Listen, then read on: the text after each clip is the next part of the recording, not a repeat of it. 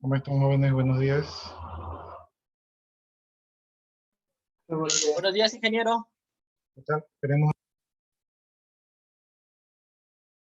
no se olviden de poner sus dos apellidos, sus dos nombres en el chat y de marcar en el aula virtual su asistencia.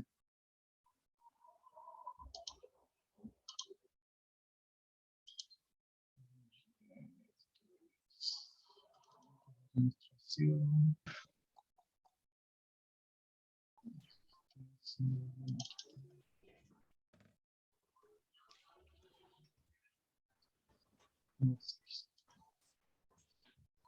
Ingeniero, en el aula también hay que poner la asistencia. Se pone la asistencia aquí en el aula porque si es que se llega a dañar la plataforma, cosa que ya ha pasado en 3 ocasiones, entonces sería válida la asistencia de Zoom. Ya, listo, ingeniero. Entonces, la asistencia de Zoom es de backup, ¿sí? O sea, es por si acaso le pase algo a la plataforma. Pero la que vale es la de la plataforma.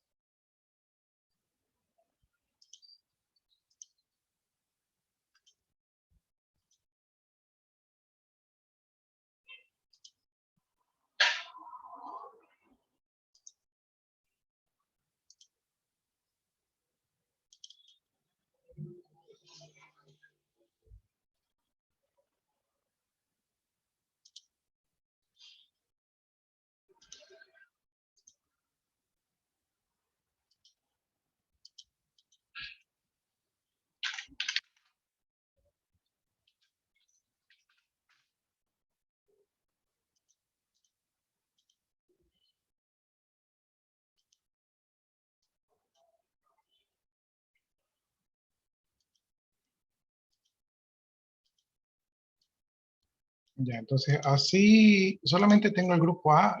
No recuerdo, ayer me enviaron un mensaje, pero no sé si era de este curso.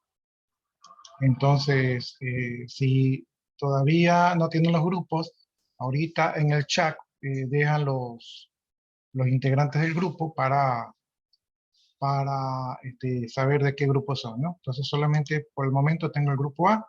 Si ya definieron los otros grupos, me dejan allí en el chat para volver a asignarlos.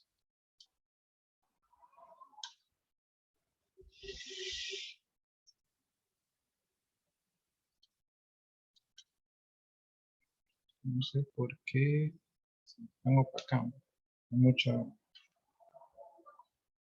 humedad. Pues.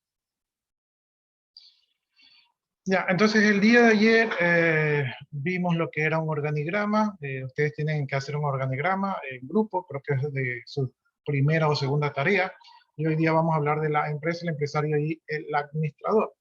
No, yo no sé por qué razón creía que ya les había hablado de esto, creo que estoy confundido con el otro grupo. Entonces hablemos de la empresa, ¿no? ¿Cómo nacen las empresas? Pues las empresas nacen en la mente de una persona o un grupo de personas y estas personas lo que ven es una oportunidad de poder realizar un negocio, ¿no? Entonces las personas dicen, mira, ahí parece que podemos hacer un negocio, armamos una empresa para eh, lo más básico, como les decía, para hacer plata, ¿no? Entonces, estas empresas, ¿verdad? Ponen un negocio, pero ese negocio va a depender un poco del medio ambiente, ¿no? Algo así como una planta que pretende crecer en un bosque, entonces, dependiendo de la planta, ¿verdad? Va a crecer mejor o con mejores condiciones, dependiendo si su entorno es amigable, ¿no? Entonces, las empresas tienen previsto crecer en un entorno socioeconómico, ¿verdad? Y las personas que van a crear la empresa forman una sociedad, ¿no? O sea, puede ser una sola persona, no hay problema con eso. Y estas personas son las que van a liderar el desarrollo de la empresa y obviamente se espera, o la mayoría de los empresarios que ha triunfado, lo ha logrado porque ha tenido destreza, ¿no? Ha tenido buena visión. A estas personas que forman las empresas generalmente son visionarios, algo así como ese Steve Jobs, ¿verdad? Y que tuvo la visión de crear un producto y que este producto pues sea un éxito, ¿no?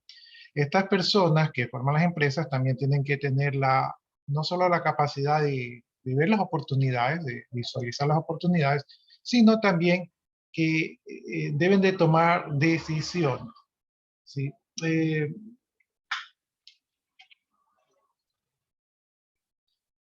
Creo que fue el gerente de Avis Rentacar, ¿verdad? El fundador de Avis Rentacar, que decía que un gerente tiene que tomar decisiones.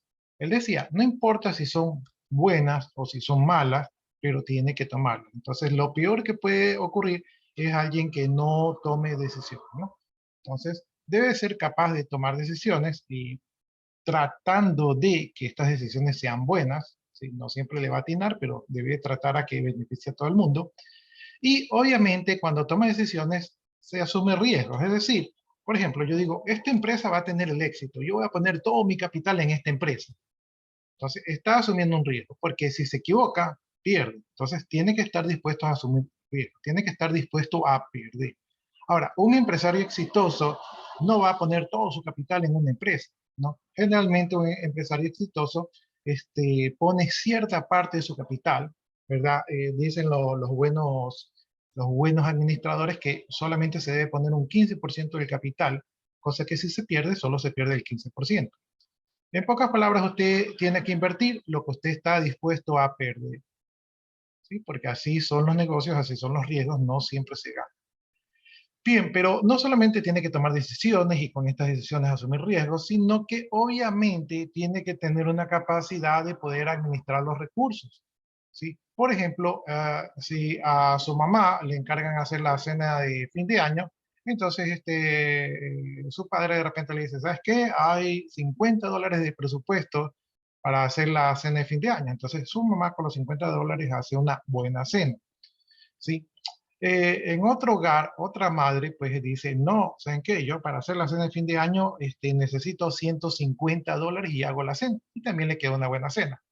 Sin embargo, la persona que logra hacer una buena cena, en este caso la madre que hace una buena cena, con menor cantidad de recursos, fue una persona más eficiente, ¿no? Y la eficiencia nos permite que en vez de despilfarrar los recursos en cosas que pueden salir más baratas, con eso que no hemos invertido, ¿verdad? En eso de allí, nos permite invertirlo en otras cosas que nos permita seguir creciendo. ¿Sí? Entonces, la administración de recursos no solamente es administrarlo, no solamente es decir, hagan las cosas, sino que es, hagan las cosas bien, hagan las cosas de manera que no cueste tanto y hagan las cosas de manera que tengan calidad, ¿no? Entonces, esa es una manera eficiente de hacer las cosas. Y obviamente, pues estos empresarios deben de tener mucha visión hacia donde quieren.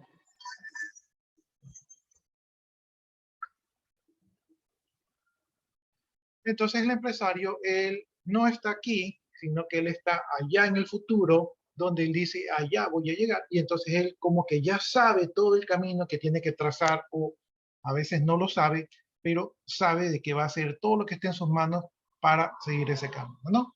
Entonces, estos son los empresarios, ¿sí? Estos son los que crean las empresas. Bien, obviamente estas personas tienen un espíritu empresarial, es decir, que tienen unas características, ¿verdad? Que los hacen idóneos para llevar a cabo estos proyectos, ¿no? Y generalmente estas personas pues cumplen un papel importante para el desarrollo humano y social, porque cuando hay una empresa exitosa, no hay una persona que se está haciendo millonaria, ¿verdad? Y todo el mundo dice, oh, se hace millonario, ¿no?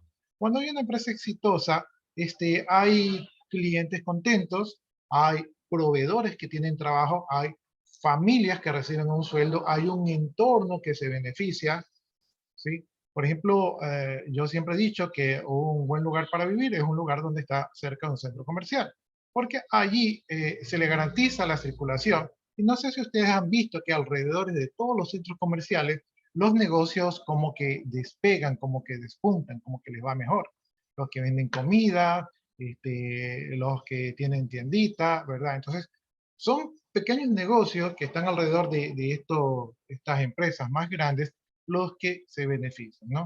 Los que venden, por ejemplo, la empanada cuando es la hora de salida de las empresas, los que venden los jugos, etcétera, etcétera, las farmacias, todo lo que está por allí cerca se beneficia. Entonces, las empresas no solamente benefician al empresario, sino que también tienen un propósito que permite que el sector se beneficie y obviamente también benefician al sector humano porque todos los que están trabajando en esa empresa tienen familia y esta familia también se beneficia. Entonces, es importante las empresas. Bien, hablemos del empresario en este momento, ¿no? Este empresario generalmente tiene que tener talento para poder llevar a cabo su proyecto, tiene que tener iniciativa, es decir, que no tiene que quedarse sentado en el sillón de su casa mientras ve Netflix, esperando que le lleguen las oportunidades, sino que sale a buscarlas afuera, ¿no? Se contacta con personas que le puedan ayudar, capitalizar y sale a conseguir lo que se ha propuesto. Es decir, que tiene gran capacidad de trabajo, ¿verdad? Y que no solamente es de trabajo, porque muchos de ustedes trabajan, y de repente al final del día no consiguen nada, sino que estas personas trabajan en función de su objetivo. Si su objetivo está por allá, trabajan hasta que alcanzan dicho objetivo, ¿no? O sea, tienen que tener una brújula fija que no se mueva para no perderse, ¿no? Y obviamente pues hay que mover los recursos, es decir, que hay que hacer esfuerzo porque nada en la vida llega gratis. Entonces, comienza a realizar las actividades que obviamente se esperan que sean lucrativas y que están orientadas a lograr generar un bien o un servicio para poder comercializar, ¿no? El éxito de toda empresa es generar un bien o servicio que la comunidad necesite. Ese es el éxito. Cuando usted vaya a crear un negocio, si usted quiere vender algodón, usted tiene que pensar quién está necesitando el algodón. La gente necesita algodón ahora. Entonces, por ejemplo, cuando nació la pandemia, todo el mundo se dedicó a realizar mascarillas, ¿verdad? Porque obviamente era necesario, ¿no? Y hoy en día todavía son necesarias, pero con esta nueva variante, pues ya necesitamos mascarillas un poco más industrializadas, es decir, de buena calidad, como las N95. Entonces ya las otras mascarillas ya han perdido su demanda.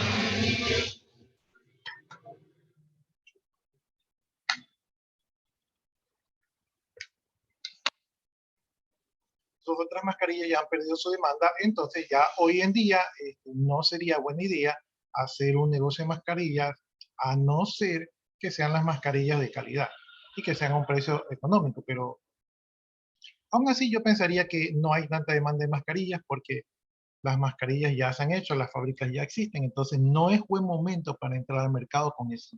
¿No? Y también Dios quiera que sea así, en algún momento la pandemia tiene que terminar, ¿no? Bueno, dice que Peter Drucker dice que el principal trabajo del empresario es la maximización de las oportunidades y que su función básica es determinar qué actividades se deben de realizar. ¿Sí? O sea, yo veo las oportunidades y no desaprovecho ninguna y me enfoco en lo que debo de realizar para alcanzar las oportunidades. Yo puedo hacer 100 cosas en una empresa, ¿sí? Pero de esas 100 cosas, solamente 20 cosas es lo que realmente me va a conseguir logros efectivos. Entonces el empresario tiene que determinar cuáles de esas cosas hay que realizar para poder alcanzar los objetivos y no solamente es de realizarlas, sino que siempre se debe buscar la eficiencia, ¿sí? Porque la eficiencia pues nos permite maximizar los recursos, aprovechar los esfuerzos y aprovechar las oportunidades, ¿no? Y obviamente con buena calidad. Otro de los éxitos de las empresas es generar productos de calidad. Por otro lado, Rodrigo Varela dice, la persona o conjunto de personas capaces de percibir una oportunidad de producción o de servicio, está hablando de los empresarios o los empresarios, y ante ella formula libre e independientemente una decisión de consecución y asignación de los recursos naturales, financieros, tecnológicos, humanos, Entonces lo que está hablando allí es que el empresario decide, toma una decisión, toma un riesgo, ¿verdad? Y aprovecha todos los recursos que tiene a sus manos, que acabamos de mencionar. Dice, podrá poner en marcha una empresa que además de crear un valor incremental, ¿verdad? Un valor incremental es que, por ejemplo, yo tengo aquí algo que vale $1, por acá tengo algo que vale otro dólar, por acá tengo otro, por acá tengo otro. Entonces digamos que tengo 4 elementos, ¿verdad? Que valen $4. Pero cuando yo junto esos 4 elementos que valen $4, genero un valor de 5. ¿Sí? Es decir, tenía $4, pero cuando los juntos tengo 5. Entonces, eso es lo que hacen los empresarios. Juntan los elementos y se crea un valor adicional, ¿verdad? Que es lo que permite generar trabajo y que este trabajo sea rentable, ¿no? ¿No? Y aquí hablamos pues que el empresario no es el único, o los empresarios no son los únicos que se benefician, sino que benefician pues a las personas que están con ellos, ¿no? Entonces ya hablamos de la empresa, hablamos del empresario, ahora hablemos del gerente o administrador. Dice que este gerente o administrador trabaja o dirige las operaciones de la empresa. Esta persona es un guía, es el director de orquesta que está allí día a día para que la empresa siga adelante. Este administrador o gerente va a poner en marcha las decisiones del empresario. A veces el administrador o gerente es el mismo empresario, es un gerente empresario, y otras veces el empresario pues está ocupado en otras cosas y pone una persona que tiene la capacidad de dirigir la empresa, ¿no? Entonces, aquí se ponen en ejecución las decisiones que ha tomado el empresario. Muchas veces no es un empresario, sino que es un conjunto de personas que han invertido en la realización de esta organización o empresa. Entonces, este administrador tiene que tener habilidades humanísticas, técnicas y conceptuales. No sé si lo vamos a ver más adelante, pero bueno, habilidades humanísticas es porque tiene que interactuar con muchas personas, tiene que interactuar con empleados, con gerentes, ¿verdad? Más con gerentes a veces. Tiene que resolver problemas, tiene que tener la capacidad de tratar con clientes, con proveedores, con financieros. Entonces hay mucha comunicación interactiva entre personas. Técnicas. No es de tomar las decisiones por decisiones, sino que en cada decisión que toma tiene que tener un respaldo técnico, ¿verdad? Y conceptuales, tiene que tener claro los conceptos de todo lo que es la naturaleza de la empresa para no equivocarse. Bien, aquí indica que siguiendo los lineamientos de la teoría clásica de la administración, que fue propuesta por Henry Fayol, las habilidades humanísticas las debe tener todo administrador de empresas por las destrezas que demandan la interacción social, lo que mencionamos anteriormente. ¿Qué ocurre en las organizaciones? Es decir, se habla con muchas personas. Las técnicas se refieren a las destrezas para utilizar el conocimiento en procedimientos propios del campo especializado. Es decir, que si yo soy una persona que soy experto en mecánica industrial, entonces tal vez no soy el gerente apropiado para dirigir una empresa de consumo masivo, ¿no? Porque mis conocimientos técnicos que yo tengo no aplican al negocio donde yo quiero aplicar. No es imposible, hay ciertas cosas que se parecen, pero por lo general es mejor una persona que ya esté en ese campo. Y la conceptual es la necesaria para coordinar e integrar todas las actividades de la organización, es decir, que tenga capacidad de administrador, ¿no? Los administradores obviamente no es tan difícil, pero tienen que saber administrar. Bien, dice, la mayoría de las sociedades modernas preocupadas por el desarrollo socioeconómico se le ha dado un gran impulso a la actividad empresarial a través de acciones estratégicas de los individuos, el Estado, la sociedad en general. Lo que está diciendo aquí es que las empresas son importantes para los países. De hecho, los gobiernos buscan incentivar el desarrollo empresarial porque el desarrollo empresarial genera movimiento de dinero, genera ingresos y entonces esto es beneficioso al país, ¿no? Muchas economías, por ejemplo las de Estados Unidos o países del primer mundo o China, tienen su nivel económico alto, ¿verdad? Es por las empresas que allí trabajan. Y para que las empresas trabajen, tienen que existir unas condiciones saludables, ¿verdad? Que tienen que poner los gobiernos para incentivar el desarrollo de estas empresas, ¿no?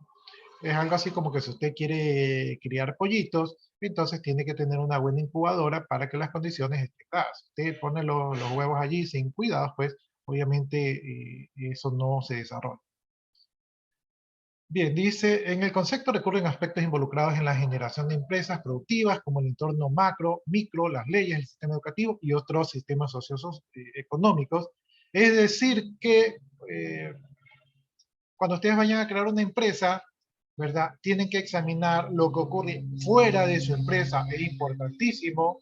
También tienen que mirar lo que ocurre dentro de su empresa. Eso es un poco más manejable, pero puede tomar una empresa. Tiene que ver las leyes, obviamente usted no va a hacer algo que sea prohibido, porque la idea es seguir con las directivas gubernamentales, ¿verdad? Tiene que ver el sistema educativo, o sea, si el sistema educativo donde usted quiere poner la empresa es el correcto para de repente el tipo de personal o el tipo de clientes que usted está buscando. Y tiene que ver todo lo que tiene que ver con el entorno socioeconómico, porque eso es importante, porque no es lo mismo vender, no sé, algún producto un poco exclusivo. No es lo mismo vender chocolates finos, ¿verdad? En la India que vender chocolates finos en Estados Unidos o en Europa. Entonces, todo eso pesa al momento de crear la gente. Ya, entonces hemos hablado de las empresas, el empresario y el gerente administrador. No sé si hasta ahí tienen alguna inquietud, pregunta, duda. Si no, continuamos.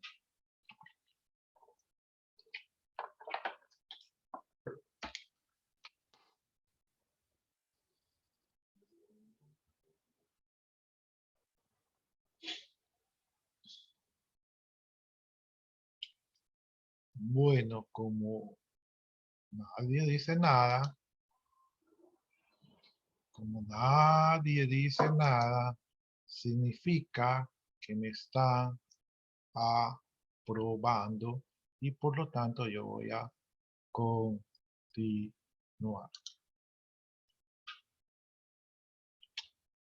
Ya, entonces vamos viendo clasificaciones en las empresas. Creo, no sé por qué me da la impresión que esto ya hemos visto. Déjenme ver. O tal vez me confundo con el otro grupo. No, no hemos visto. O sea que estamos súper que atrasados. Ah, es que como ustedes creo que comenzamos 2 semanas tarde. Ya, entonces, saquémosle tiempo al tiempo, sigamos avanzando. Ya. Las empresas van a variar según su naturaleza, o sea, a lo que se dedican, su composición, ¿verdad? O sea, cómo están compuestas y estructuradas por dentro. Y existen muchos tipos de empresas. Entonces, existen muchas maneras para poder clasificarlas, por ejemplo, por su forma jurídica, ¿verdad? O sea, cómo están jurídicamente constituidas, por el sector económico en el cual se desarrollan, por el grado de participación del Estado, por su tamaño, por el ámbito estatal, etcétera, etcétera, etcétera. Entonces, clasificación de la empresa, muchísimas, ¿no? Aquí vamos a ver algunas de esas clasificaciones para que ustedes sepan reconocerlas cuando las vean. Bien, ¿qué aspectos pueden caracterizar una empresa de acuerdo a la tipología? Entonces, por ejemplo, tenemos los aspectos de tipos de organizaciones, ¿verdad? O sea, ese es un criterio que podemos aplicar. Podemos aplicar por propiedad, es decir, si son públicas, privadas o de economía mixtas. Podemos clasificarlas por el tamaño, es decir, que pueden ser microempresas, pequeñas, medianas, grandes empresas o incluso corporaciones o conglomerados, ¿verdad? Podemos clasificarlas por el sector social, es decir, si trabajan para el sector educativo, agrícola, industrial, comercial, salud. Podemos clasificarlas por las utilidades que realizan, ¿no? Algunas son con ánimo de lucro y otras son sin ánimo de lucro.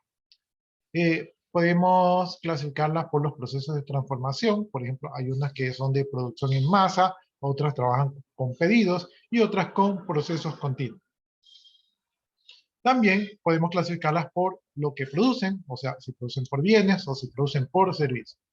Podemos clasificarlas también por el compromiso de los integrantes, es decir, si son voluntarias o no voluntarias, por la naturaleza del medio ambiente, es decir, externa, estable, dinámica, simple, compleja, receptiva, hostil, etcétera, ¿no? Entonces, como ustedes ven, tenemos muchos criterios para poder clasificar a las empresas y entonces la idea sería que ustedes puedan identificarlas. No es muy... Al ojo se pueden identificar, pero digamos que aquí estamos viendo el concepto un poco formal, ¿no? Bien, según la actividad económica, las empresas pueden ser empresas industriales, es decir, que son empresas que se dedican, ¿verdad?, a la transformación o extracción de la materia prima. Por ejemplo, tenemos las que extraen petróleo, ¿verdad?, es de tipo industrial, o las que extraen carbón, o las que son de tipo agrícola, son empresas industriales, ¿no? Entonces, estas aquí transforman o extraen la materia prima. Bien, estas empresas de la industria a su vez se pueden subclasificar en industrias extractivas, es decir, que se dedican a la extracción o explotación de recursos naturales, y estos recursos naturales pueden ser renovables o no. Sí, es decir, que los saco por una vez o los puedo seguir sacando. Y entre ellas podemos citar como ejemplo las mineras, aquí es un recurso no renovable, ¿verdad? Que lo están extrayendo, las pesqueras, que con sus debidas previsiones puede ser renovable, las madereras, que en teoría son renovables, pero aquí yo leo eso y ya me pongo mal porque la verdad que solo paso viendo muchas noticias de cómo van deforestando el planeta e incluso ahora último hubo las noticias sobre que hay una ola de calor, ¿verdad?, en Argentina, en otras partes del mundo. Incluso la semana pasada fue una semana que a pesar que yo veía las temperaturas que dicen los medios de comunicación, que decía que estamos en 33 grados, yo para mí que estamos por los 45, porque qué manera de hacer calor. Incluso en la noche, profe.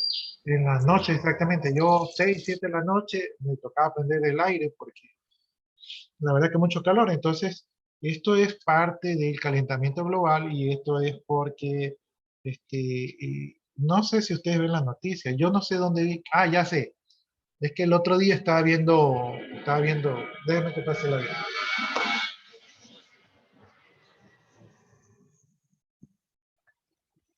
Una tía vivía cerca del aeropuerto y eso es feísimo cuando pasan los aviones. Bueno, uno ya está acostumbrado, ¿no? Pero es verdad, las personas que vienen por acá, dicen, ¿cómo puedes estar aquí? ¿No? Entonces, no, Parece que se va a caer el avión encima. mm, ya uno O está sea, acostumbrado. Lo es que mi único, tía vivía por la Kennedy. Por ahí antes bajaban los aviones para aterrizar. y ahí sí da miedo. O sea, ajá, feísimo.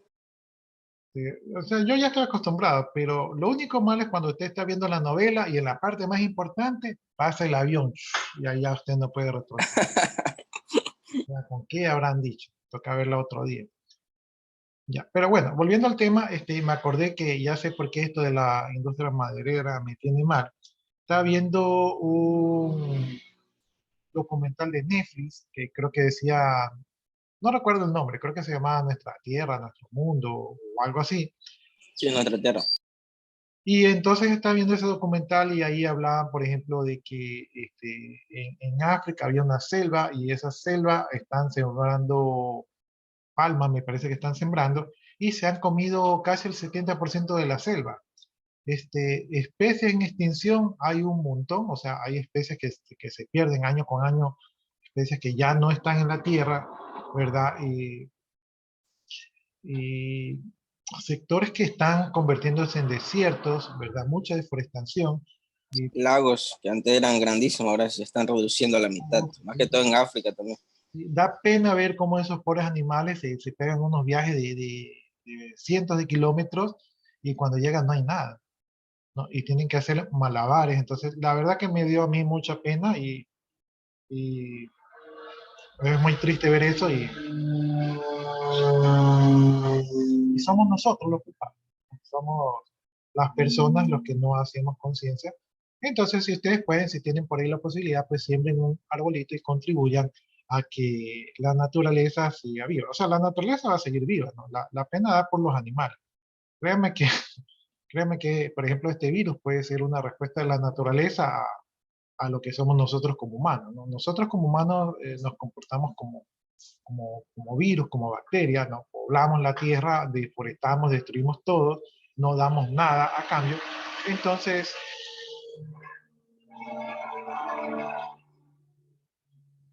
imagínense a la tierra como un perro y imagínense a los humanos como las pulgas o las garrapatas, que eso es cómo nos comportamos, ¿no?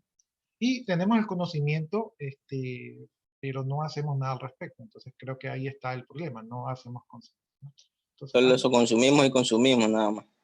sí, es que tenemos esa conducta consumista y eso es porque un grupo de personas pues quiere que seamos consumistas, ¿no? Entonces, me da mucha pena. El otro día vi un árbol así como que tenía un área, qué sé yo, un diámetro más o menos de unos 6 metros. Los cortaron, ¿verdad? Cortaron ese árbol que tendría una altura tal vez como de unos 20 pisos, un árbol enorme. Lo cortaron, ¿verdad? Y le sacaron una rodaja grande de ese árbol, y así ese videito. Hicieron y cortaron todo el árbol, ¿verdad? Hicieron una tablita así redonda como un plato y lo usaron como para picar cosas, o sea, hicieron una tabla de cortar. Con ese árbol, y quién sabe, tendría casi sus 100 años ese árbol. Y hicieron eso, probablemente con el resto del árbol hicieron algo más comercial, ¿verdad? Pero hicieron ese videíto y yo la verdad que no sé si querían que les aplauda o qué, pero sí da mucha pena la inconsciencia humana, ¿no? Entonces, ustedes no sean así, ustedes cuando puedan, pues ayuden a la naturaleza. Yo a veces cuando voy comiendo fruta voy escupiendo las pepas donde hay tierra, a ver si crece un arbolito, ¿no? Sí, Entonces, yo también, profe.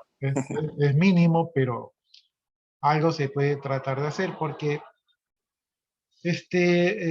créeme que si hay un calentamiento global, los que nos vamos a extinguir somos los humanos y la Tierra después que nos vayamos volverá a crecer y volverá a desarrollarse, ¿no?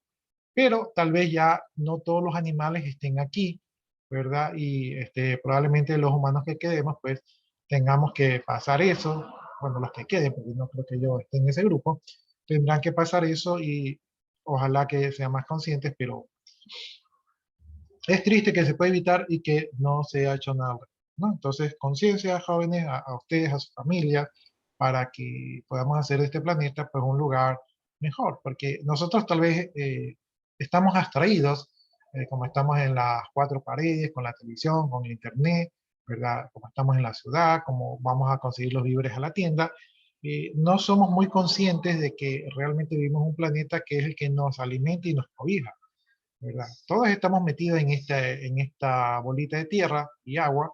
Entonces, si algo le pasa a nuestra bolita, pues no tenemos otro lugar donde irnos, ¿sí? A no ser que ustedes sean, no sé, primos de Elon Musk, ¿verdad? No creo que tengan un cupo ahí en su nave espacial para Marte. Y no sé tampoco por qué se quieren ir a Marte, porque en vez de irse a Marte podríamos arreglar la Tierra, pero es algo así como que, Más fácil, más económico. esta casa no me gusta, me voy a otra casa, pero digamos que el planeta no es así tan desechable, ¿no? Bueno, entonces eso ya les dije, cuando veo esta palabra madereras, la verdad que me incomoda, me incomoda. Bueno, entonces ahí están esas industrias, ojalá que las industrias hagan conciencia. Hay leyes que dicen que una industria cuando talan tienen que sembrar, o sea, yo talo y tengo que sembrar, pero no se ve mucho de eso, no, Profe, digo, todo empezó creo que con la revolución industrial, ahí comenzó todo el desmadre. ¿Sí o qué?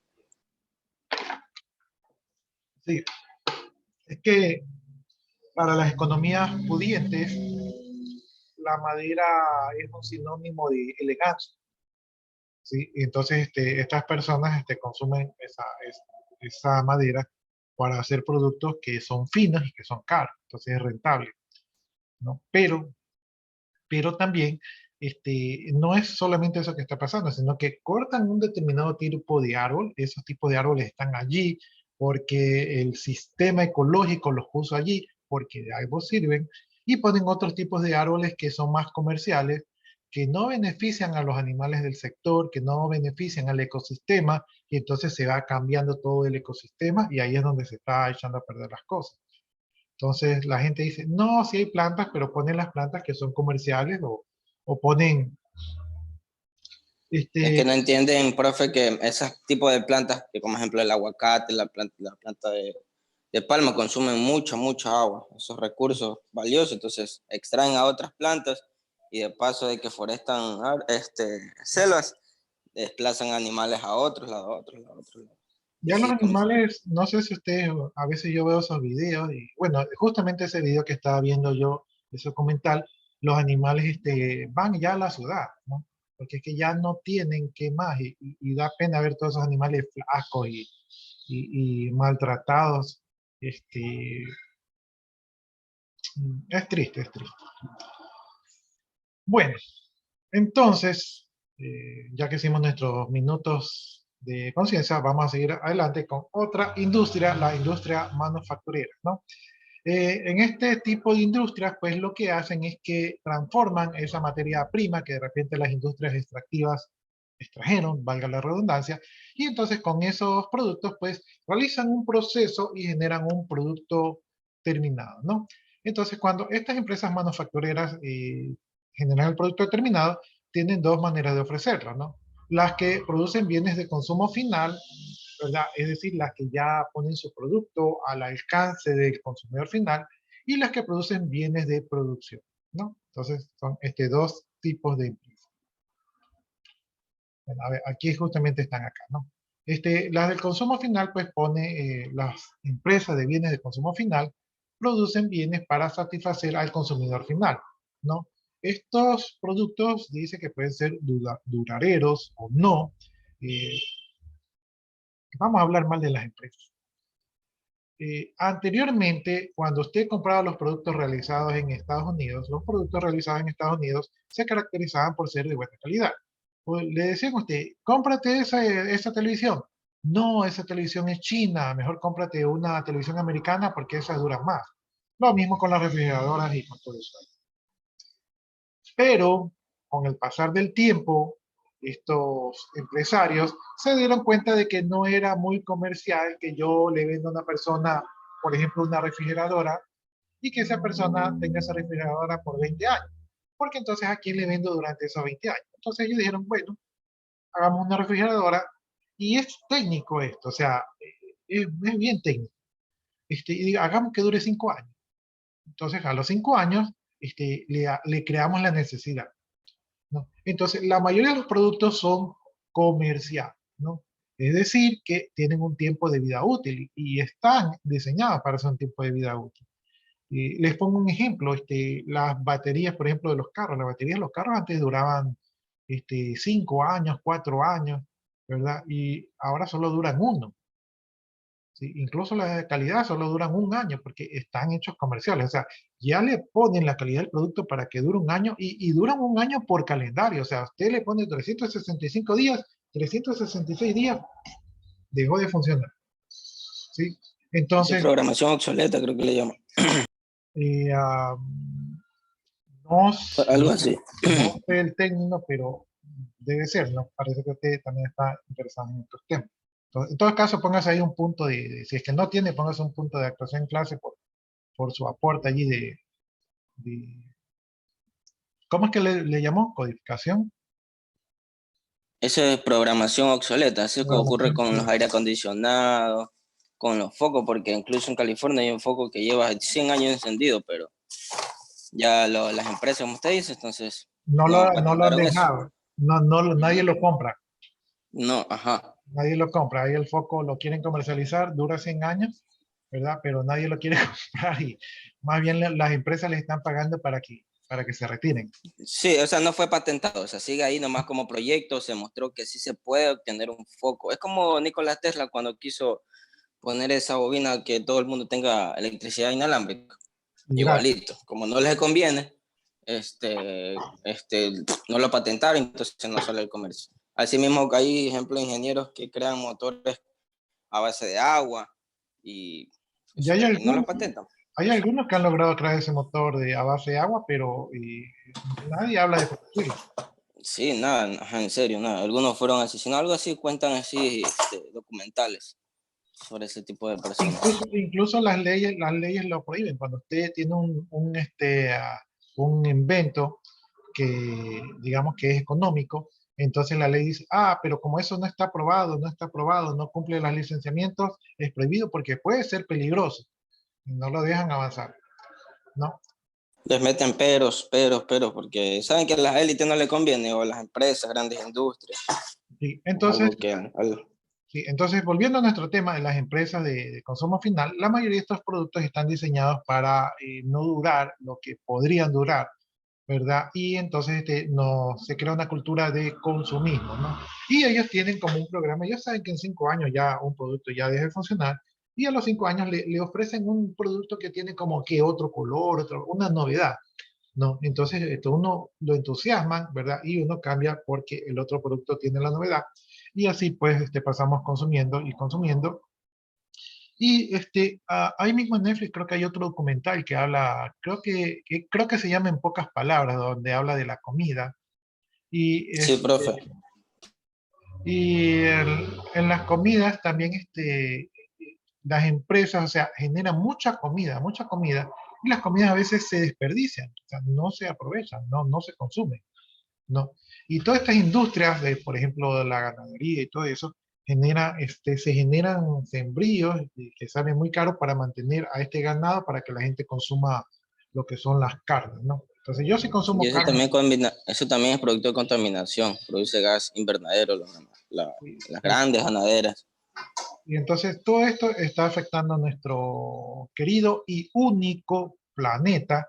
Entonces, y lamentablemente ni ustedes ni nosotros no vamos a poder detener a estas personas, porque todo esto se podría acabar si todo el mundo en una sola voz dijera ya basta. Pero eso no va a ocurrir, porque parte de eso es la división, ¿no? Divide y vencerás, como lo ven en programación, también se aplica en la vida real. Y por último, para seguir hablando mal de las empresas, también tenemos los farmacéuticos. Yo no estoy metido allí, pero las malas lenguas dicen que también las farmacéuticas, cuando crean los productos, no quieren curarnos, sino que quiere que los síntomas nos pasen. Y después de un tiempo los síntomas regresan y nosotros compramos la pastilla.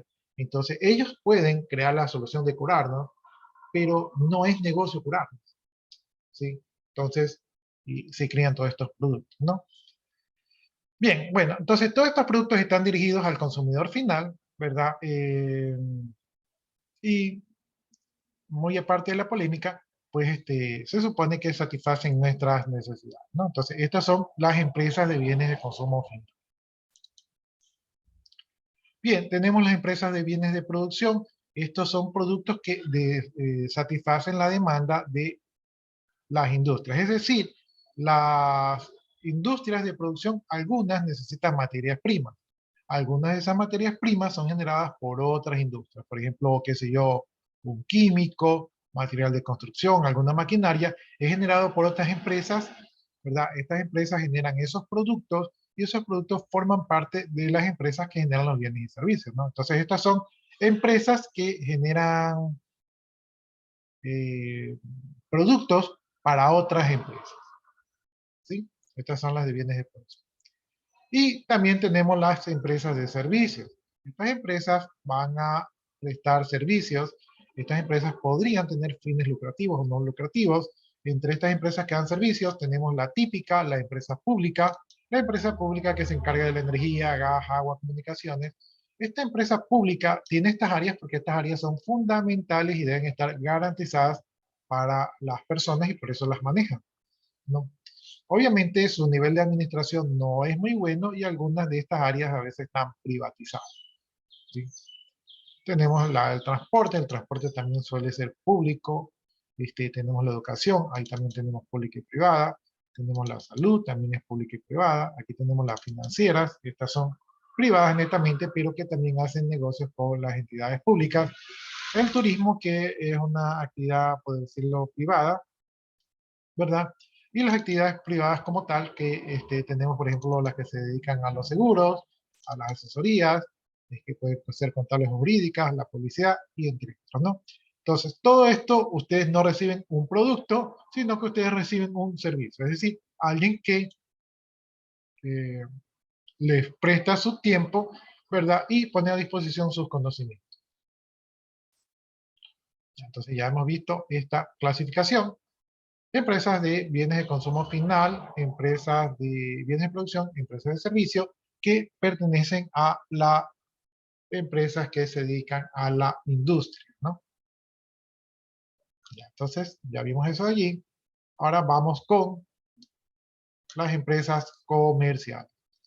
Las empresas comerciales son empresas que se caracterizan por hacer un desarrollo económico comercial, donde son una especie de intermediario entre los productores y los consumidores. Entonces ellos se ponen allí en la mitad. Es buen negocio esto de aquí, porque miren, ni produzco ni consumo. Entonces me pongo en la mitad y lo que hago es pasar del productor al consumidor.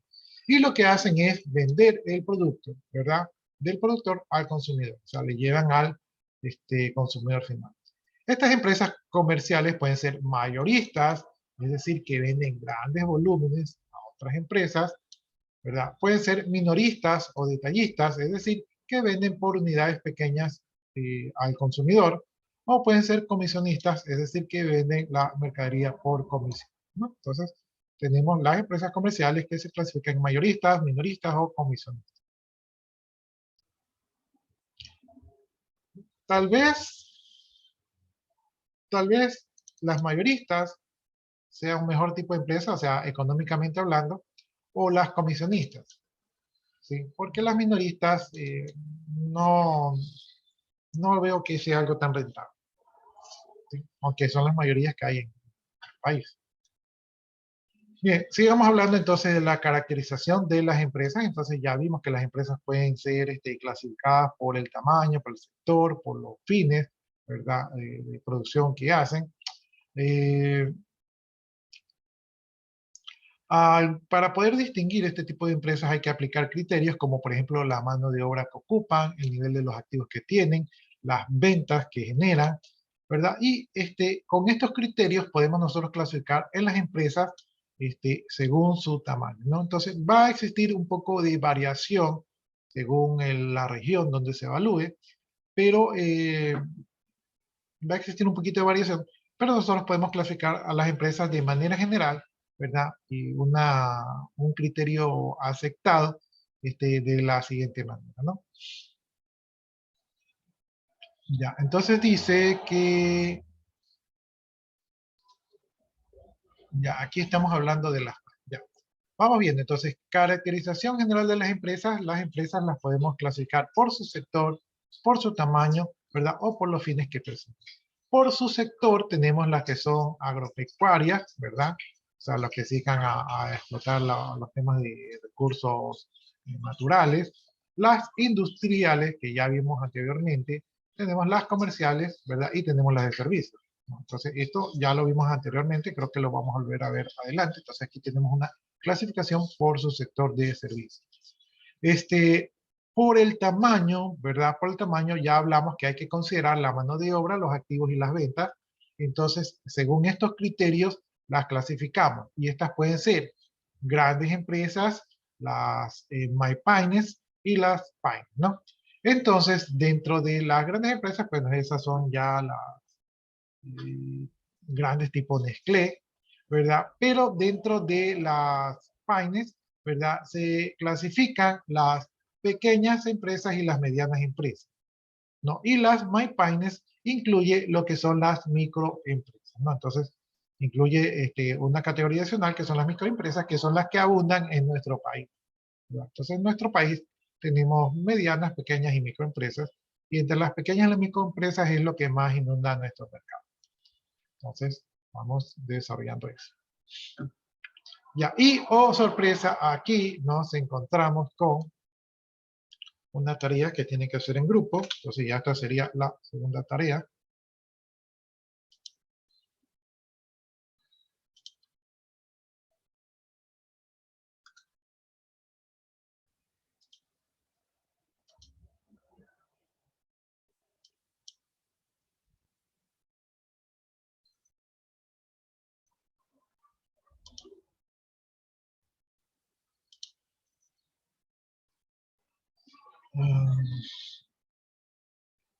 Nos vamos al bendito Classroom. Y aquí tienen la tarea del organigrama. Pero ahora va a haber una nueva tarea que consiste en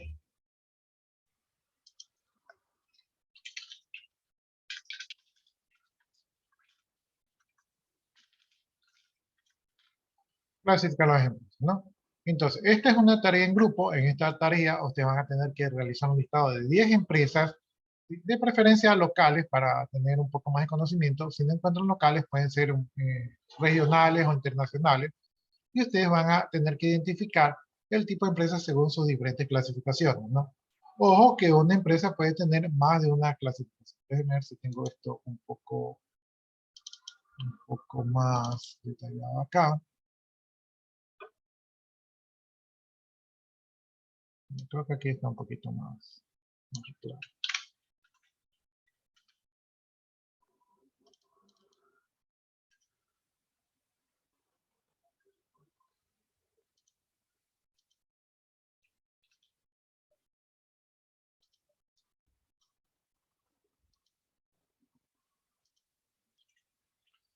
Ya, entonces tienen que hacer una tarea en grupo, elaborar una lista de 10 empresas nacionales o internacionales y clasificarlas según el tipo de empresa a la que corresponda y de una breve descripción de su actividad económica. ¿Ya? Entonces, ese es el deber, 10 empresas. La idea es, por ejemplo, que yo diga, por ejemplo, Coca-Cola. Yo digo, Coca-Cola es una empresa comercial, ¿verdad? Es una gran industria o gran empresa. Es comercial. ¿Qué más? Mm, es del sector secundario. Y así, o sea, pueden poner a una misma empresa, le pueden poner más de una clasificación, porque las empresas cumplen, ¿verdad? Según su naturaleza, cumplen con más de una clasificación, ¿no? Entonces, la idea de este trabajo es que ustedes puedan identificar el tipo de empresa, ¿no? Entonces, eso es lo que se busca. Entonces, vamos a crear la tarea. Está creada la tarea. Vemos acá lo del organigrama. Vamos a ver. Aquí todavía nadie ha cumplido. Y acá está lo de las empresas. Entonces ya hay una tarea más. Déjenme ver si acá en el chat también se los copio para que lo tengan a la mano.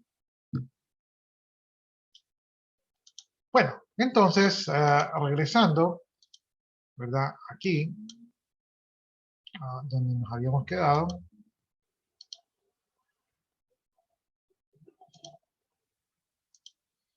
Ahí está la tarea, ¿no? Entonces hay que hacer una clasificación de las empresas. Bien, hablemos primero de las MyPints, ¿verdad? Estas son las clasificaciones de las empresas según el tamaño. Dice que se entiende por micro, pequeña y mediana empresa toda unidad de explotación económica realizada por una persona natural o jurídica. Ya, esa es otra cosa, las empresas las pueden clasificar si son naturales o jurídicas. La mayoría son jurídicas, ¿no? Las empresas naturales son empresas ya pequeñitas, ¿verdad? Pero la mayoría de las empresas medianas y grandes son jurídicas, ¿no? Ya, entonces son unas unidades de explotación, ¿verdad? Que pueden ser natural o jurídicas y que se dedican a actividades empresariales como pueden ser agropecuarias, industriales, comerciales, de servicios rural o urbano, ¿no? Entonces aquí incluso está por región. Entonces estas son las MyPints. Ya, la mayor clasificación se va a determinar por el número de trabajadores y el valor de los activos totales, ¿sí? Obviamente ustedes no van a ir a la empresa y le van a decir, oiga, ¿cuántos activos tiene? Es que estoy haciendo una tarea y por clasificación. No, eso ustedes lo van a poner al ojo, ¿sí? Al ojo ustedes ya se van a dar cuenta si son una micro, pequeña o mediana empresa. Eh, como les digo, esto es para que ustedes sepan identificar la empresa, no tienen que ser exactos, pero obviamente no me van a poner que Nestlé es una pequeña empresa y no me van a poner, por ejemplo, que le atiende de su esquina es una gran empresa, ¿no? Entonces, tiene que ser, o sea, con sentido común. Ya. Tenemos la microempresa. Esta microempresa, generalmente su número de personas que trabajan allí no superan las 10 personas, ¿verdad? Y los activos están por debajo de 500, un salario mínimo legal vigente, ¿no? Entonces, déjenme ver si aquí tengo la calculadora.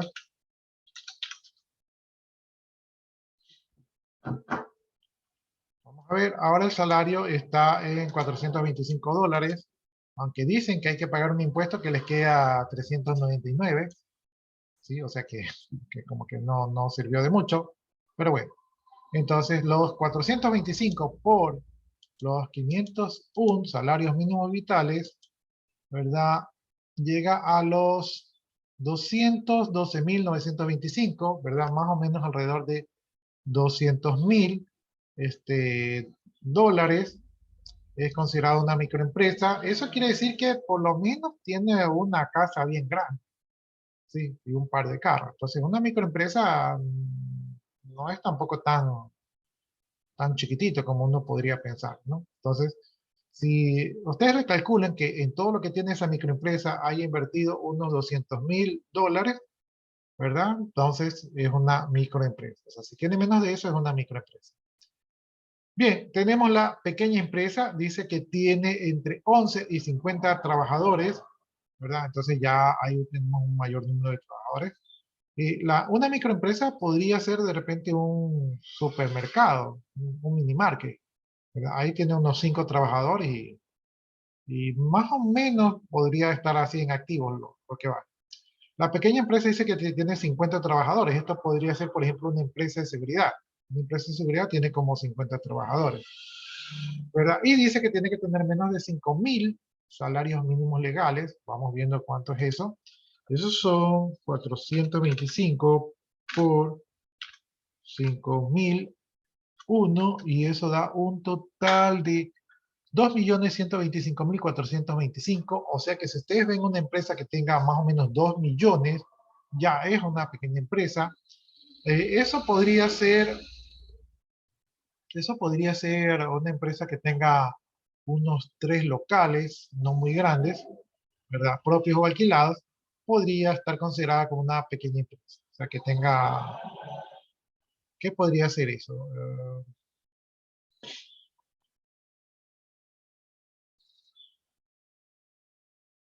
No sé, una empresa que venda repuestos.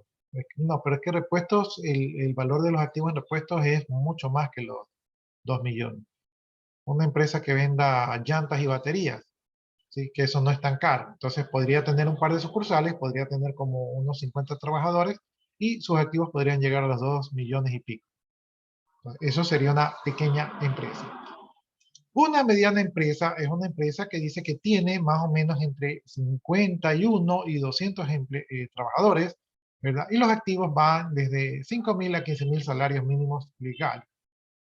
Entonces, 200 trabajadores, vamos a ver los 425 por los 15.000, para que sea una empresa mediana. Entonces, eso da 6.375.000. 6 millones. Esto podría ser de repente un hospital.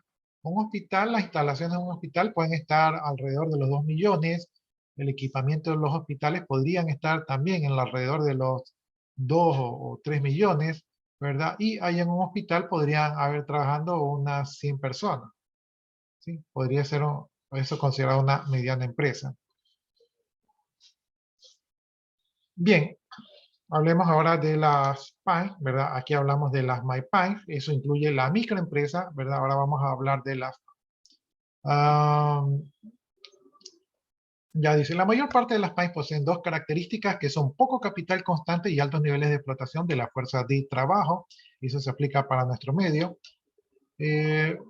Dice que aquí hay un intensivo uso del factor laboral, es decir, que aquí a falta de maquinaria, a falta de inversión, pues aquí lo que más hay es mano de obra. Entonces estos son los típicos que les dicen, vengan a trabajar, necesitamos 20 personas, pagamos el sueldo básico, trabajan 12 horas, no les damos comida, no les damos carro, no les damos seguro social, trabajan sábado y domingo, etcétera, etcétera. Entonces ahí los están explotando, pero porque no hay cómo pagarles más, ¿sí? Entonces esta sería una típica MyPain que a falta de tecnificación, pues utiliza la mano de obra en bruto, ¿verdad? Y la explotación, o sea, se aprovecha la necesidad de las personas para poder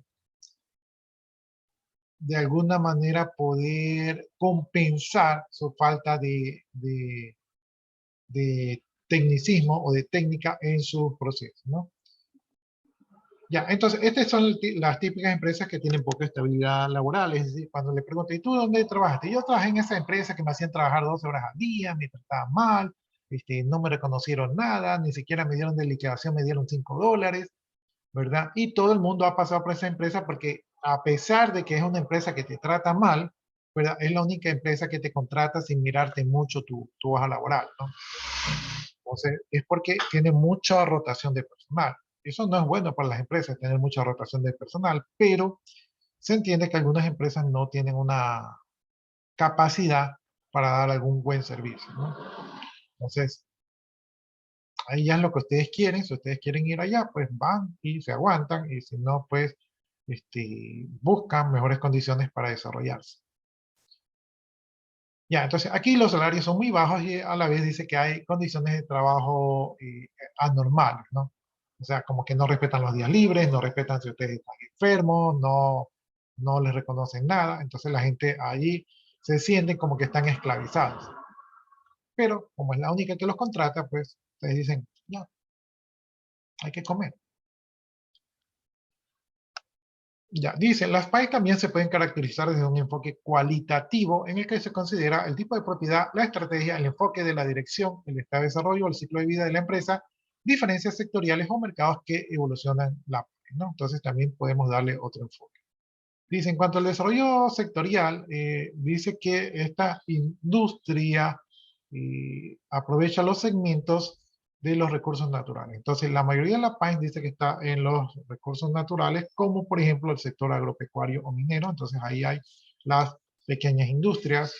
Dicen que estos sectores representan el 71% de la producción industrial.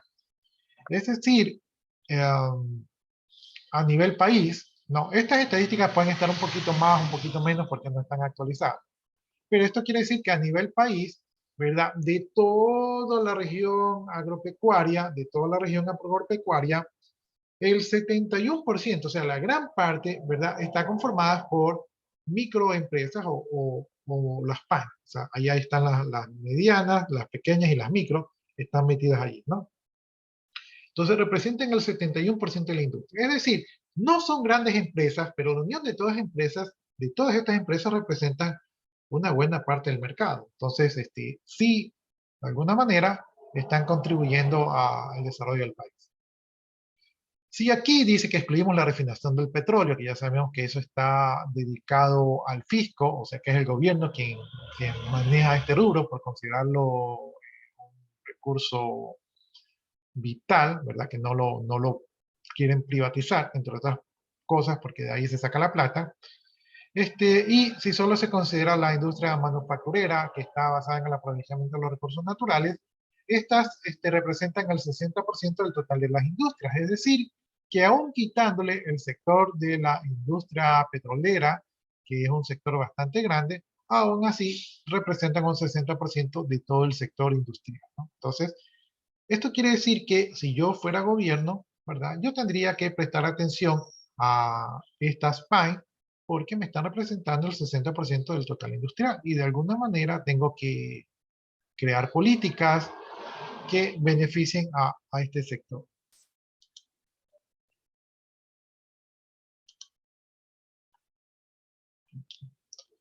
Ya dice, los principales sectores de estas PAIN son los alimentos, el cuero, el calzado, muebles, madera, textiles, confecciones, artes gráficas, plásticos, químicos, metalúrgicos, metal mecánico, autopartes, minerales no metálicos. Ya, entonces, estas son las áreas donde se desarrollan estas PAIN, ¿verdad? Que representan el 60% del sector industrial, lo cual no es nada menospreciable. Bien, dice clasificación de las empresas según el número de trabajadores y valores de los activos. Creo que ya vimos algo de esto. Aquí estamos viéndolo, pero creo que estamos viendo de manera cualitativa. Dice, pequeña empresa es aquella que el dueño en plena libertad maneja autónomamente y no domina el círculo que opera. Entonces, en la pequeña empresa hay un dueño, ¿verdad? Que él es el que maneja la empresa, pero que no es un experto. O sea, es como que se metió allí porque dijo, necesito plata y ahí me meto. Ya, dice, es una empresa de tipo familiar, creo que todavía no hemos hablado de las empresas familiares, donde el dueño es el que aporta el capital, es decir, una persona tiene algún capital y dice, voy a crear mi empresa, ¿no? Y obviamente ahí mete a sus hijos, ahí mete a su esposa, ahí mete a sus hermanos, y todos están allí, ¿no? Entonces es una empresa de tipo familiar. Y entonces es el dueño el que aporta el capital para que las operaciones, para que la empresa pueda trabajar, es decir, que es un capital propio, generalmente un solo dueño, en la mayoría de los casos. Personal. Los asuntos técnicos de producción, venta, finanzas son elementales y el propietario y gerente los atiende personalmente. Es decir, que esta persona hace de todólogo y por lo tanto es el que está metido en todas las operaciones. Por ahí hay una manito alzada. Ingeniero, por lo general las tercerizadoras, ¿en dónde entran? ¿En qué clasificación entrarían lo que sería una tercerizadora? Como, como tamaño de empresa, yo pienso que podría caer en la categoría de pequeña empresa, porque una tercerizadora no necesita mucho personal. Las personas que aplican para la tercerizadora no son personal de la tercerizadora, son el producto, son el elemento. Entonces, yo pienso que podría ser una pequeña empresa, una PAIS, ¿no? Puede ser una micro, tal vez no una microempresa, pero sí una pequeña empresa. Y lo que ofrecen las tercerizadoras son servicios, ¿verdad? ¿Cuál es el servicio que ofrecen? Le ofrecen el servicio de darle a un empleado que, entre comillas, está evaluado, ¿verdad? Y entre comillas le quita el conflicto legal de tener que cumplir con la ley dándole sus beneficios de ley, ¿no? Entonces la tercerizadora se las arregla para, mediante trucos legales o huecos legales de rotar al personal para no generar el tiempo de dependencia que generaría una relación de dependencia legal donde usted tiene que reconocer los beneficios, ¿no? Entonces, por ahí la clasificaría una empresa de tipo privada. A veces puede ser jurídica o personal, dependiendo. Yo pienso que la tercerizadora debería ser jurídica para estar protegido contra los problemas legales que tarde o temprano se suelen presentar ahí. Por ahí vi como que había otra manito alzada, no sé si alguien iba a hacer otra pregunta. Sí, ingeniero, yo tengo una duda o una pregunta sería. Por ejemplo, en comparación de una empresa que realiza el producto desde la fase de su producción, podríamos mencionar una empresa de creación de mermeladas, a una empresa comercial que ya se dedique a las ventas de este producto. Por ejemplo, podríamos mencionar Dulces y Conservas Helios S.A. ¿Cuál de las dos tiene mayor mercado laboral para personas? Por ejemplo, ¿en qué fase se necesitaría más personal? ¿En la fase de producción o en la fase ya de comercialización? ¿O ambas se mantienen a un estatus que se puedan manejar las dos, teniendo en cuenta que por ejemplo, en estos meses, en el mes de febrero, se tiene mayor producción en cuanto a dulces? ¿En cuál de las dos se necesitaría mayor personal? ¿O las dos se manejan a un mismo nivel? Ya, respondiendo a su pregunta, todo tiene que ver en función de el contexto. Sí, como usted bien lo dice, una empresa que produce mermelada es una empresa de producción. Yo diría que podría ser considerada una empresa de producción de tipo agrícola porque está explotando un bien que viene de la naturaleza. En este caso es la mermelada. Tiene un proceso de producción de mermelada, realmente desconozco cómo es el proceso de producción, pero asumo que no es muy difícil, o sea, no es muy elaborado, ¿no? El número personal que puede tener, yo pienso que puede ser considerado como una pequeña industria, ¿verdad? Considerando que puede tener más o menos tal vez unos 50 personas laborando allí. Entonces, dependiendo de qué tan grande sea la industria, va a crecer o no. Pero digamos que para nuestro medio, una empresa con 50 personas creo que bien puede hacer ese producto de lo que usted dice de la mermelada. La empresa que vende la mermelada, ¿verdad? Si solo vende la mermelada, sería también una pequeña empresa. Pienso yo que podría ser hasta una microempresa, o sea, tener tal vez 10 empleados para vender la mermelada. No creo que se requiera más para vender solo la mermelada, porque tampoco es que estamos en un país que consumimos mucha mermelada. Entonces vería que tal vez no es muy importante el personal para la distribución. El detalle está es que ninguna empresa comercializadora, que sería la segunda parte, ninguna empresa comercial, es decir, la empresa que coge el producto del productor y lo pone para el consumidor final, ninguna empresa de este estilo pondría todos los huevos en una sola canasta, es decir, que solo comercialice mermelada. Entonces, por ejemplo, una empresa comercial podría ser mi comisariato, ¿verdad? Tiene muchos proveedores, ¿verdad? Entonces tiene muchos productos y los comercializa en muchos locales. Entonces usted no va a ver, imagínense que usted va a un local y usted ve bien lleno ese local solo de mermelada, ¿verdad? No lo va a ver abarrotado de gente, ¿verdad? Incluso las posibilidades de vender, si solo venden mermelada, son bajas. Pero si usted esa mermelada la tiene al lado de muchos otros productos relacionados, entonces su capacidad de vender es mayor y por lo tanto va a requerir ahí mayor personal. Desde este punto de vista, pensando que la distribuidora no solo distribuye mermeladas, sino que distribuye otros productos que podrían ser afines, entonces yo diría que esa podría ser ya una empresa mediana, ¿verdad? Con tal vez más de 100 personas que se dediquen a la comercialización. Pero como le digo, todo depende del contexto. O sea, puede haber una industria chiquitita de mermelada y puede ser una industria muy grande de mermelada. En Estados Unidos las industrias son grandes porque su mercado es el mundo, ¿verdad? Aquí en nuestro país las empresas son chiquititas porque el mercado es local, ¿verdad? Las comercializadoras aquí en el país está ya ocupado, es decir, ya tenemos que Supermax, el comisariato, y hay otros almacenes también que se han metido ahí en el mercado, que ya está la distribución, o sea, ya está abarcada. Nuestro mercado no es muy grande, así que no es que hay nichos aquí por descubrir. Pero en otros países, ¿verdad? Y en otras partes del mundo pueden existir mercados para abrir y ahí sí se necesita una estructura de comercialización más grande. Entonces, todo depende del contexto. Todo depende del contexto. Todo puede variar y cambiar según el contexto y las cosas no son iguales, no se aplica todo de la misma manera para todos. ¿No? Hay que ver cómo es el entorno, y eso ya lo hablamos, cómo es el entorno que rodea a la empresa y según eso podemos determinar. Entonces, ahorita lo que estamos haciendo es suponiendo, ¿sí? Pero no es que así es, habrá que ver la realidad. ¿Alguna otra inquietud?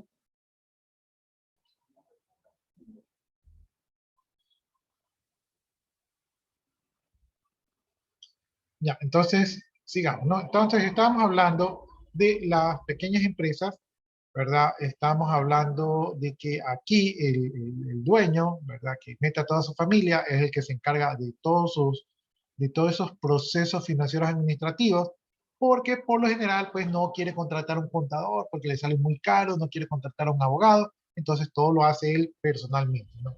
Esto no es lo más saludable, pero así es la realidad. El mercado local o regional es el objetivo principal de estos pequeños empresarios, es decir, que ellos dependen mucho del sector donde viven, ¿no? O sea, de lo que la gente consume en ese sector. Normalmente no tienen una estructura para expandirse o todavía no la tienen y por lo tanto su mercado o su foco de atención es su mercado local, ¿no?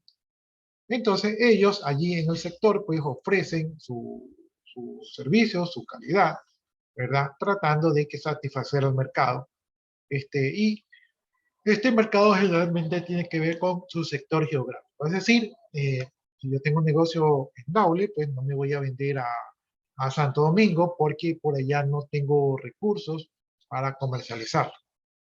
Por el momento, o sea, cuando la empresa es chiquita. La idea de toda empresa es crecer. Bien, las pequeñas empresas dicen que cuentan con poco apoyo gubernamental, ¿verdad? Y por lo tanto su crecimiento se debe a la reinversión de sus utilidades.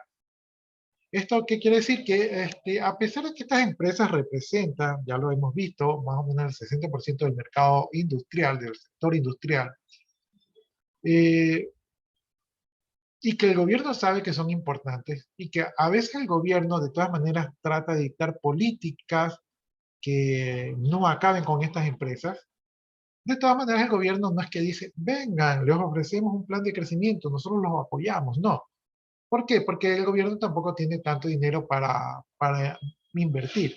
Sí, sí debería, o sea, es su responsabilidad, pero no tiene el dinero para hacerlo.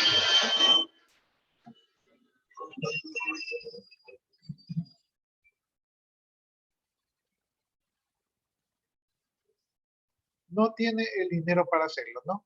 Entonces, como no tiene el dinero para hacerlo, las deja a su suerte. Y es por eso que estas empresas pues no tienen tanto apoyo.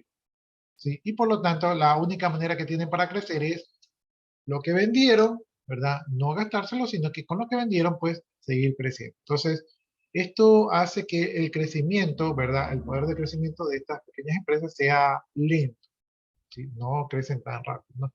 En otros países los gobiernos pues sí les dan un mejor apoyo porque los gobiernos de otros países saben que la salud del país depende de la salud de su empresa.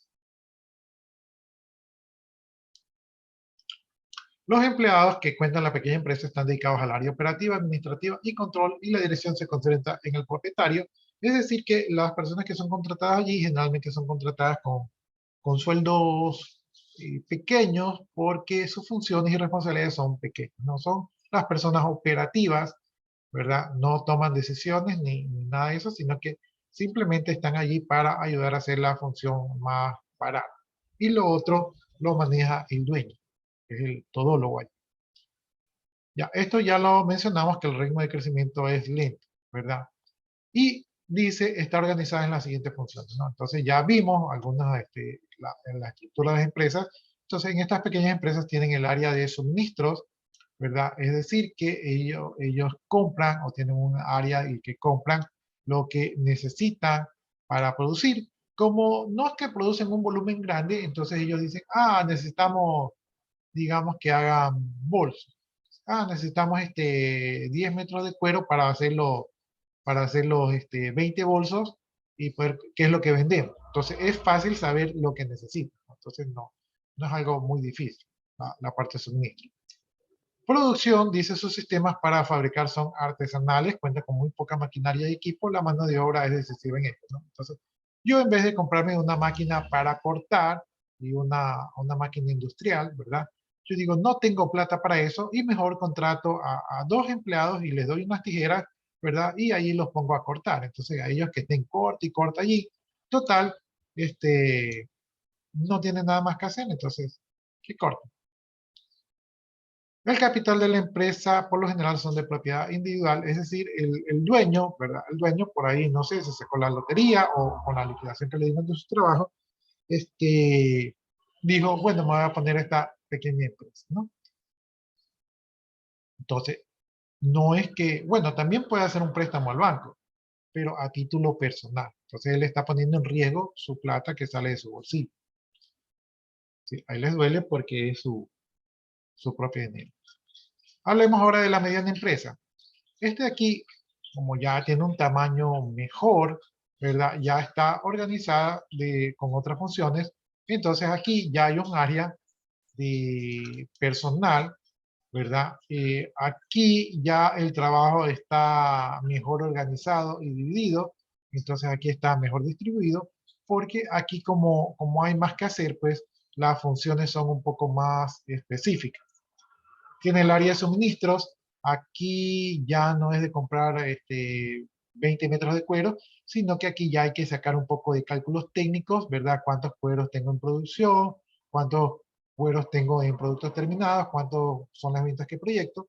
Para, según eso, programar qué necesito comprar. Entonces aquí no es solamente, no es fácil, no es tan fácil, tampoco es nada del otro mundo, pero aquí hay que hacer cálculos técnicos para ver cuánto comprar. Recuerden ustedes que de todas maneras es una mediana empresa y no puede darse el lujo de perder recursos, tiene que ser eficiente. Tiene un área de mercadotecnia, es decir, que las ventas cubren el mercado local, a veces regional, ¿verdad? O sea, están un poco más expandidas y ocasionalmente nacional, o sea, a veces llegan al sector nacional. E incluso algunas podrían estar listas para exportar sus productos. Una empresa regional. Bueno, creo que el otro día yo estaba hablando con, no sé si fue con ustedes, estábamos hablando de yogur persa, entonces yo le decía que yogur persa es como que regional porque está en cierta, o sea, no es tan grande, ¿verdad? Pero sí se ve, o sea, sí ustedes lo encuentran por ahí en algunas partes del país, ¿no? Entonces, no solamente es local, comenzó local, pero ahora es regional, ¿no? A nivel nacional probablemente todavía no esté, seguramente están las regiones más comerciales como son la costa, la sierra, ¿verdad? Y no está muy expandido, ¿no? Entonces podríamos considerarlo así, ¿no? Y algunas empresas sí podrían ya estar listas para exportar si sus productos son exportables. Va a depender un poco de lo que ofrezca. Producción cuenta con un alto grado de mecanización y automatización en esta área. Entonces aquí sí ya hay maquinaria, ¿verdad? Que hace el trabajo pisado, ya no dependen de la mano de obra. Finanzas, su capital puede ser de propiedad individual o de sociedades. De capital individual es cuando el dueño mete la plata de su bolsillo, cosa que no es recomendada. Y de sociedades es cuando hay un grupo de accionistas que capitalizan la empresa con el fin de obtener alguna utilidad. Entonces, esto puede ser un poco más real. Tecnología de información y comunicación, es decir, que estas empresas ya saben que el soporte de los sistemas de información es muy importante y por lo tanto ya tienen implementados estos sistemas, ¿no? Lo que buscan estas empresas es crecer, ¿sí? O sea, se preparan para crecer. Ya, entonces estas son las medianas empresas, ¿verdad? Ahora vamos a hablar de las empresas familiares, ¿verdad? Vamos, aprovechemos este tiempo porque aquí creo que no nos vemos hasta la otra semana. Entonces, avancemos lo más que podamos. Dice, las empresas familiares y agrícolas son formas que adquieren las pequeñas empresas. O sea, como ya les mencionaba, las pequeñas empresas son más bien de tipo familiar.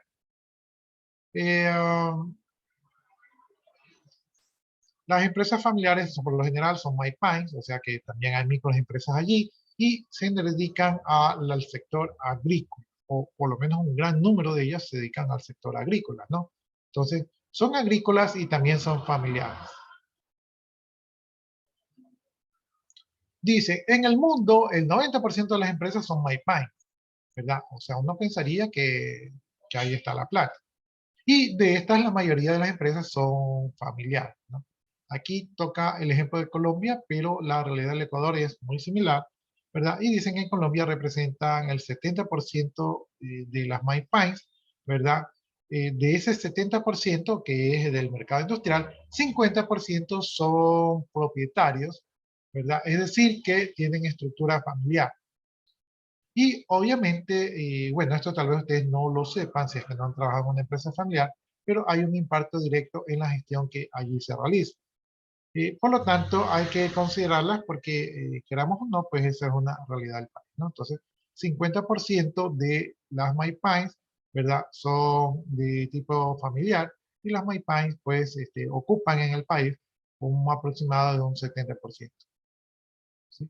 O sea que estamos hablando que un 35% de las empresas de un país son familiares. Ya, cuando una empresa es familiar, cuando la empresa y la familia tienen un nexo, ¿verdad? Un nexo fuerte. Y dentro de ese nexo, la cultura familiar es compartida dentro de la empresa, ya de manera permanente, ¿no? Y voluntaria. O sea, es decir, que quiere mezclar la familia con las empresas. Bien, si queremos identificar cómo se manifiesta la cultura familiar dentro de las empresas, vamos a revisar tres dimensiones. Entonces, tenemos primero la dimensión de la propiedad. Dice, en la dimensión de la propiedad, pues la mayoría de las propiedades que tiene la empresa son poseídas por la familia. Es decir, que el dueño, ¿verdad? Es la cabeza de la familia, es el dueño de la empresa. Digamos que por ahí tienen un área de proveeduría o una empresa que les provee, esa es, por ejemplo, de un hijo. Digamos que tienen la empresa de transporte, esa es de otro hijo. Digamos que tienen una empresa de ventas, esa es de un tío. Entonces, todas las propiedades de la empresa están repartidas por la familia, ¿no? Entonces, ustedes no ven nada allí privado, ¿verdad? Sino que todo es familiar y como usted ha de entender, pues que se meta alguien que no sea familia es difícil, ¿no? Podría estar metido ahí un amigo de repente, que sea como de la familia. Bien, veamos otra dimensión, que es la dimensión de poder. Entonces, como ustedes ya saben, la empresa familiar generalmente no tiene muchos dueños, sino que tiene un dueño propietario, que es el que trabaja, y por lo general, dentro de la empresa. A veces trabaja a tiempo completo, otras veces a tiempo parcial, pero está metido allí, ¿no? Entonces, esta persona que está metida allí, que es el dueño, generalmente es el que toma las decisiones, ¿sí? O si hay varias personas que toman las decisiones, son personas de la misma familia. Yo trabajé en una empresa familiar donde el presidente era el padre y los gerentes eran los hijos. Y cuando tomaban decisiones, se reunían así como en familia y ahí tomaban la decisión. Pero no, todos eran familia, no había ahí ningún agente externo. Ya, el hecho que esté incorporada una segunda generación es una clara manifestación de la intención de la transmisión de la propiedad por parte de la familia propietaria y el interés de perpetuar la cultura de la empresa y la familia. Por ejemplo, si usted está en una empresa, ¿verdad? Y de repente llega por ahí el hijo, ¿verdad? Y usted dice, ah, llegó el hijo, recién se graduó de administrador de empresa. Y entonces ocupa el cargo de gerente. Así, sin mayor cosa, ocupa el cargo de gerente. Entonces ahí usted se da cuenta que lo que se pretende en la empresa familiar es que el nuevo gerente general, o sea, el nuevo administrador de toda la empresa, sea el hijo, ¿no? Allí usted va a ver de repente a alguien que estuvo allí apoyando al dueño, ¿verdad? Que ya tiene 10 años allí, que sabe todo el negocio, pero no es considerado para ocupar ese cargo porque el que está visionado para ocupar ese cargo es el hijo, ¿no? Entonces, esta es una de las cosas que no es conveniente. O sea, si usted le toca una empresa familiar, aprovecha allí, aprenda todo lo que pueda, pero no eche muchas raíces porque para su crecimiento profesional, ¿verdad? O sea, si usted tiene aspiraciones de crecer, no es conveniente. Generalmente usted llega a un cargo y puede crecer hasta cierto nivel, ¿verdad? Pero cuando usted ya se acerca a un familiar, hasta ahí creció. Entonces, estas empresas familiares no le permiten crecer mucho. Por otro lado, las empresas familiares se toman decisiones familiares y a veces emocionales. Yo creo que les contaba al otro grupo que a veces... Ingeniero, si es que mal no me acuerdo, cuando son, por lo general, una mala decisión, ¿cómo lo explico? Cuando son empresas familiares y se traspasa el legado, por lo general no es muy conveniente para la empresa. Porque, por decir, si usted tiene su empresa, usted supo cómo manejarla, le enseñó a su hijo, pero su nieto no va a saber. Por eso, por lo general, las empresas generales a la tercera o cuarta generación se saben desvanecer, si es que mal no me equivoco, ¿verdad? Es verdad lo que usted dice, porque generalmente los hijos son como de todas maneras tienen cierta libertad financiera, no son muy preocupados de prepararse, y generalmente cuando los hijos los ponen, o sea, no hacen que corran el proceso de aprendizaje, sino que de una lo ponen en el poder, la mayoría hace eso porque como es el hijo, pues cómo lo voy a hacer esa humillación de que venga de abajo. Entonces no están preparados y cometen barbaridades y media. Y entonces, y todos los empleados están con coraje porque dicen, mira cómo desperdició, mira lo que hizo, mira esto. Entonces, no es sano para su salud mental y emocional, ¿no? Eso, lo que usted dice es exactamente correcto, eso ocurre. Eso por un lado, ¿no? Por otro lado, a veces los que llegan, los hijos que llegan, los gerentes que llegan, dicen, ya soy gerente, ahora me compro el yate, me compro el carro, me compro el departamento, persigo a la secretaria, etcétera, etcétera, etcétera. Entonces, no se dedican realmente al negocio, ¿no? Y eso les pasa a algunas empresas familiares. Sin embargo, hay otras empresas familiares donde el padre ya ha venido preparando al hijo y lo ha venido preparando porque lo ha mandado a otros países, a otras empresas y de todas maneras no lo deja solo, ¿no? Entonces, hay casos y casos. Pero como les decía yo, uno de los problemas de las empresas familiares es que a veces hay peleas entre familias, hay pugnas de poder, un hijo dice, no, pues yo estuve más tiempo en la empresa, ¿y por qué le quieres dar a mi hermano? El otro dice, no, yo me fui afuera a estudiar y yo sé lo que hago. Entonces, hay conflictos de poder y esto entorpece el trabajo y a veces se toman malas decisiones y a veces se sabotean se sabotean allí. Por ejemplo, hay un hijo que dice, bueno, esto como es mío y mi hermano se quiere quedar todo, entonces yo comienzo a desviar el capital a mi cuenta privada. ¿Sí? Porque hay esas puntas de pelea. Entonces, no es un ambiente muy sano para crecer, de verdad. Ahí usted llega hasta que llega un hijo. ¿Sí? No es muy sano. Yo he trabajado en empresas familiares y se ven cosas que no se ven en una empresa organizada. Las decisiones en una empresa organizada son más pensadas y son más bajo criterios técnicos.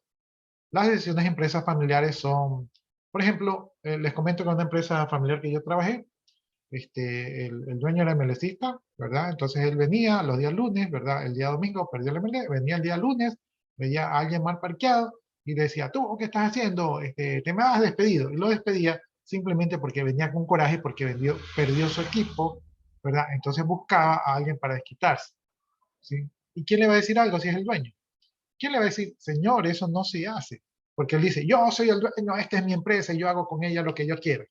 Son sus políticas, es su cultura. Entonces la gente que ya sabía, pues cuando perdía el equipo, todo el mundo estaba temprano al trabajo, todo el mundo trabajando, nadie cometía una falta, él entraba y comenzaba a mirar a todo el mundo y todo el mundo así trabajando porque sabía que si lo ponían en algo, les podía costar el puesto. Entonces, esas son políticas de las empresas familiares, no son correctas, no son justas, no en todas. Debe haber alguna empresa familiar que sí se maneje adecuadamente, pero como estas empresas vinieron de abajo, los dueños no tienen tanta preparación técnica y los hijos mucho menos. Entonces hay este tipo de problemas. Preguntas, jóvenes, dudas.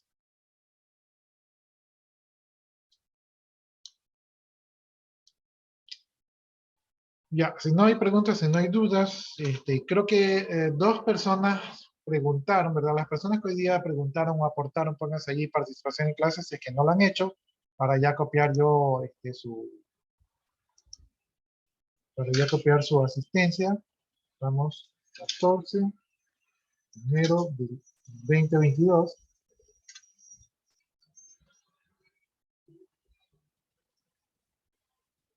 Listo, bueno, entonces esto ha sido todo por hoy. Tienen dos tareas, no se olviden de ir al Classroom. Deben de subir no el documento, sino el link del documento, ¿sí? No deben de subir el documento, sino el link del documento para que no se me llene mi repositorio. Basta con que uno del grupo suba el documento. ¿Qué más? El plazo son 2 semanas antes del examen. 2 semanas antes del examen yo califico todo, ¿verdad? Entonces, si tienen tiempo, no se agobien, armen los grupos y me los hacen conocer cuando ya tengan formado el grupo. Eso ha sido todo, jóvenes. Si ustedes gustan, ya pueden desconectarse. Yo me voy a quedar aquí copiando la participación en clase y de ahí procedo a desconectar.